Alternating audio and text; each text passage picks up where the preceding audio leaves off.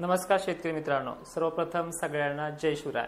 या व्हिडिओमध्ये जे काही मला सांगायचे ते लक्षपूर्वक ऐका आणि त्यासाठीच हा 23, 24 आणि 25 तारखेदरम्यान, नोव्हेंबरच्या या तारखेदरम्यान वातावरण काही भागांना ढगाळलेलं आहे। कालच्या व्हिडिओमध्ये आपण त्याची माहिती दिलेली आहे, पण आजच्या व्हिडिओमध्ये काही महत्त्वाचे देखील घडामोडी या लाईव्ह मध्ये आपण घेऊन आलेलो आहे। त्यामुळे काळजीपूर्वक आणि लक्षपूर्वक ऐका, कारण की मी उद्यापासून म्हणजे 18, 19, 20 तारखेपर्यंत कमीत कमी 3-4 दिवस तरी आपल्या फेसबुकवरती आणि यूट्यूबवरतीही ॲक्टिव्ह नसणार आहे।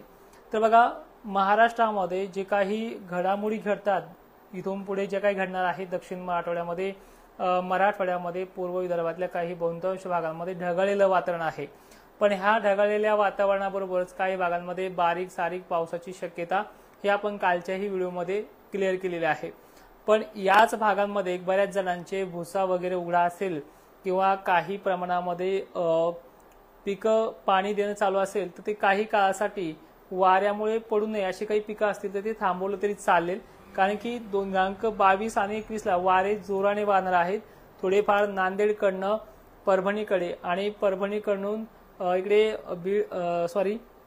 बुलढाणा साईडकडे, त्यामुळे दक्षिण उत्तर वाऱ्याची गती थोडे पूर्व साईडकडनं असल्यामुळे पूर्वेकडे कर्नाटकमध्ये चालू असलेली स्थिती खराब वातावरणाची ती मराठवाड्याकडे डायव्हर्ट होते आहे। त्यामध्ये दक्षिण महाराष्ट्रात देखील सांगली, सोलापूर या भागांचा समावेश आहे।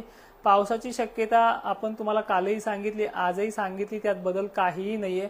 पण थोडाफार जरी बदल झाला, त्यामुळे पूर्वकल्पना अशी लक्षात घ्या की आता आपण ह्या येणाऱ्या वातावरणामध्ये जास्त काही घाबरण्यासारखी परिस्थिती तर नाही सांगितलेली, पण तरी सुद्धा काही ठिकाणी स्थानिक वातावरणाचा पाऊस होऊ शकतो, पेंडवलता किंवा त्यापेक्षाही थोडा मोठा। तर त्यामध्ये नांदेड, परभणी, लातूर आणि बीडचा समावेश आहे। तर कदाचित थोडा जरी सरकला पलीकडे तर हिंगोली आणि यवतमाळचाही त्यामध्ये समावेश आहे। आता याची सगळ्यात जास्त कलिंग कोणत्या साईडला आहे तर आपण ते देखील बघूयात। सगळ्यात महत्त्वाचे अजून एक सांगतो की बऱ्याच शेतकऱ्यांना माझे अंदाज आवडतात, पण ते लाईकच्या माध्यमातून कळतं की 2000 शेतकऱ्यांना ते आवडतात। तर तुम्हाला माझे अंदाज आवडत असतील तर लाईक करा, कारण की बऱ्याच शेतकऱ्यांपर्यंत ते मेसेज पोहोचतो। यामध्ये पुणे परिसर, कालही सांगितले, सोलापूर, सातारा परिसर या भागांचा समावेश आहे। सरळ सरळ मराठवाडा, दक्षिण महाराष्ट्र आणि पूर्व विदर्भात या स्थानिक वातावरणाच्या पावसाची मजल लावू शकते। खानदेशकडे याचा परिणाम जर बघितला तर किरकोळ असा पाऊस पडेल, अन्यथा मोठी सिस्टम तरी मॉडेलनुसार नाही। तर एकंदरीत चित्र सांगायचं झालं की 23, 24 आणि 25 ह्या 3 तारखेदरम्यान वातावरण परत एकदा उष्णतेचं होते। दिवसा गरमी आणि संध्याकाळच्या वेळेला बारीक सारीक पावसाची नोंद ही खानदेश मधल्या काही तुरळक भागांमध्ये, पण मराठवाड्यामध्ये आणि दक्षिण महाराष्ट्रामध्ये 20 ते 25% भागांची व्याप्ती आज 10% वाढण्याचा अंदाज दिसतो आहे। त्यामुळे 23 तारखेपासून 24, 25, 26 तारखेदरम्यान या वातावरणाचा आढावा घेऊनच नियोजन आपलं करायचं आहे।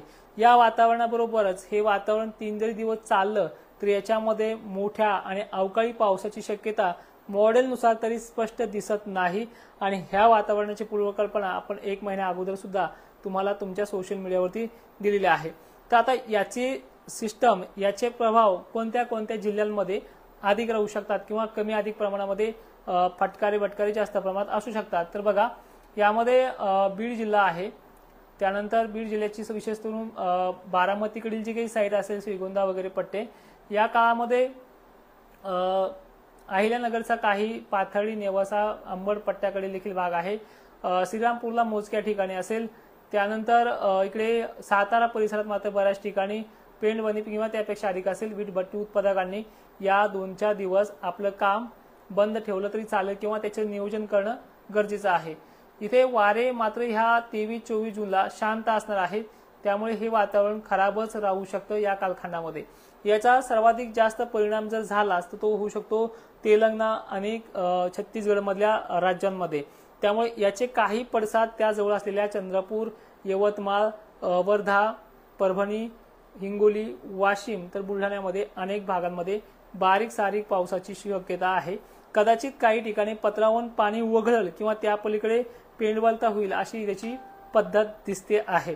त्यामुळे गरमी या काळामध्ये जर वाढली तर थोडाफार मोठ्या पावसाचे संकेत देखील काही भागांना जाणवतात। त्यामध्ये फक्त लातूर, त्यानंतर निलंगा पट्टा, त्यानंतर धाराशिव पट्टा आणि सोलापूर, सांगली, साताऱ्याचा भाग, कोकण किनारपट्टी तर आहेच. त्या अशा या प्रकारची पद्धत आहे. छत्रपती संभाजीनगरच्या काही तुरळक भागांमध्ये या पावसाच्या सरी कोसळण्याचा अंदाज आहे. इथे देऊळगाव राजा, चिखली, खामगाव, मेहकर देखील या बाबतीत वातावरण सक्रिय असणार आहे. मित्रांनो, व्हिडिओमध्ये इथेच थांबतो. 4 ते 5 दिवस आपण सोशल मीडियावरती ऍक्टिव्ह नाही. आपल्या ऍप्लिकेशनवरती PDF फाईल हवामान अंदाजाची देण्याचा मी प्रयत्न करेन. माहिती शेवटपर्यंत पाहणाऱ्या शेतकऱ्यांचे धन्यवाद आणि ही माहिती सर्व शेतकऱ्यांना पाठवण्याचा प्रयत्न करा. जय शिवराय.